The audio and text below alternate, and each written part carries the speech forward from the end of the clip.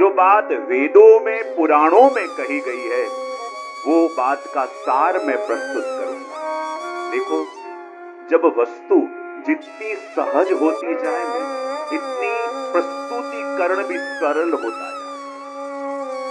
बड़े बड़े ज्ञानी हो या बड़े बड़े संगीतकार भी हो ना, जिन्होंने स्वयं सीखने के लिए वर्षों साधना करी है, लेकिन वर्षों साधना करते करते उन्हें ऐसी युक्तियां भी आ जाती हैं कि जो वस्तु सीखने में उन्हें 20 साल लगे वो 20 दिनों में औरों को सिखा सकते हैं। और उसी प्रकार कहते हैं दयाराम भाई ने भी बार बार शास्त्रों का चिंतन किया और चिंतन करके कुछ ऐसी युक्तियां खोजी, क्योंकि आज अपने मन का स्वभाव ऐसा है, कोई सरलता से बात दे देवे तो जितनी जल्दी एक कान में जावे उतनी ही जल्दी दूसरे कानों से निकल जाए।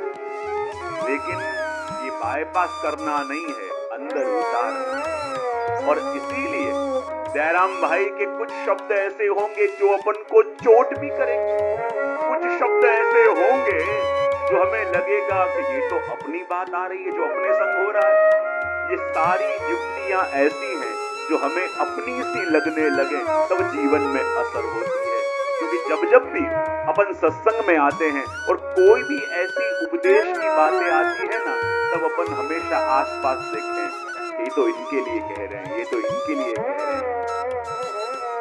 लेकिन जब जो भी वस्तु कही जाए ये अनुभव होने लगे ये और किसी के लिए नहीं, ये तो मेरे लिए है, तब मानो अब सत्संग के छत्र में अपन आ गए और सत्संग ने अपने जीवन में कार्य करना शुरू कर दिया। तो कल अपन ने भक्ति पोषण के अंदर प्रारंभ किया, तो कितने चंद्रावड़ा का दर्शन अपन ने किया कल?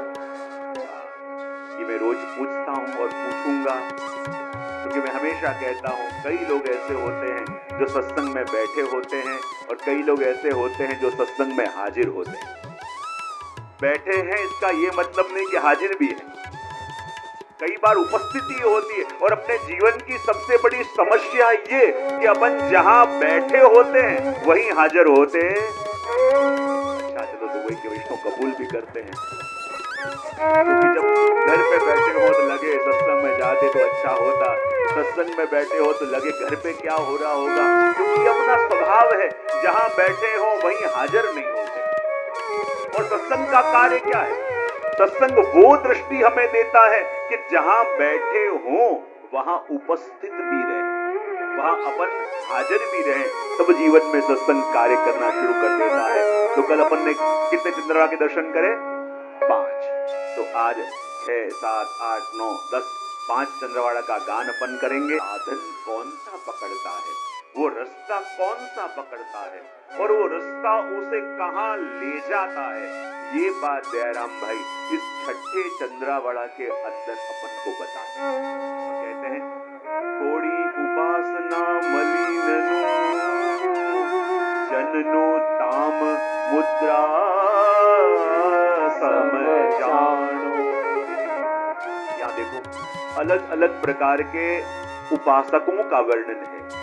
सबसे पहले कौन सा उपासक? तो कहा कोड़ी उपासना मलिन। कई लोग इंस्टेंट फल की कामना में गलत रास्ते लेते हैं, गलत उपासनाओं में पड़ जाते हैं कि ये जरा सा विधि कर दो, ये जरा सा अनुष्ठान कर लो और तुम्हारे सारे कार्य संपन्न हो जाएंगे।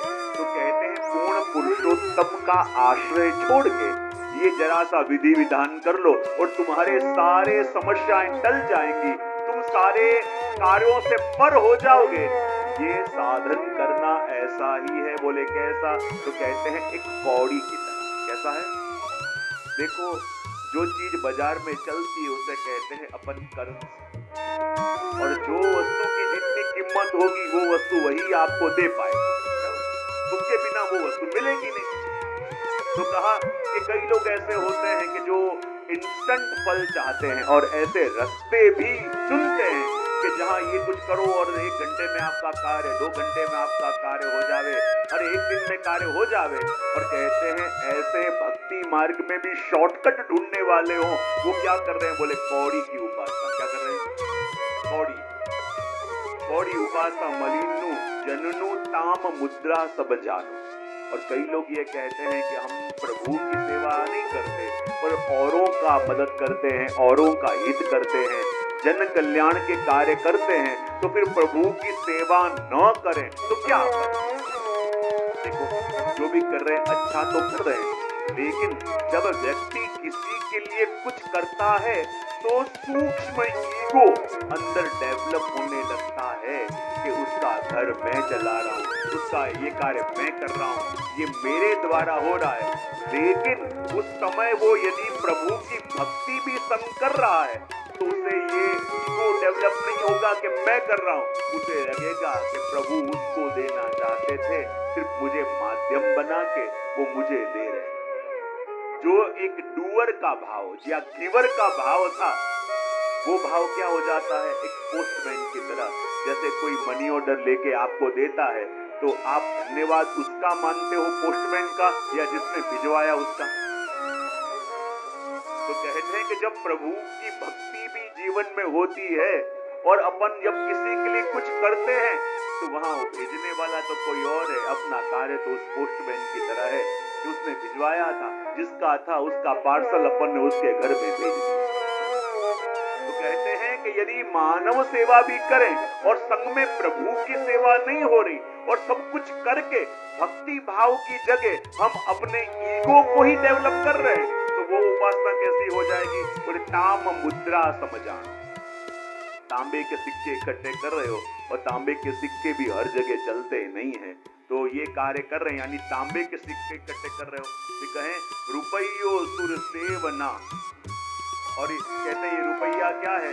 तो कहते हैं अन्य वो भी छोटे मोटे देवी देवताओं की साधना में अपन पढ़ते हैं, तो वो कहते हैं बोले रुपया की तरह है। और कहा कंचन मोहर प्रमाण, और वो भी व्यू के, प्रभु के व्यू के किसी स्वरूप की सेवा करते हैं तो वो सोने के सिक्के के बराबर है। देखो कितनी चीज देखी अपन ने, एक कौड़ी की बात करी, फिर तांबे के सिक्के देखे, फिर रुपया, वो अन्य देवों का उपासना, और फिर कहा कि कंचन मोहर यानी सोने की मुद्रा, वो कौन? बोले प्रभु के व्यू स्वरूप। और कहते हैं कंचन मोहर व्यू हरि हीरो, और प्रभु की आराधना करते हैं, पूर्ण पुरुषोत्तम की सेवा करते हैं, तो वो कैसे हैं? बोले हीरे की तरह। बोले कैसे हैं?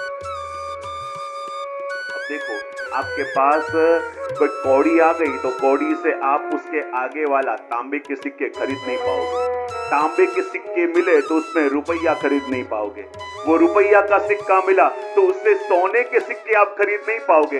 पर यदि आपके पास हीरा आ गया तो वो सारी वस्तु अपने आप आपको मिल सकती है कि नहीं?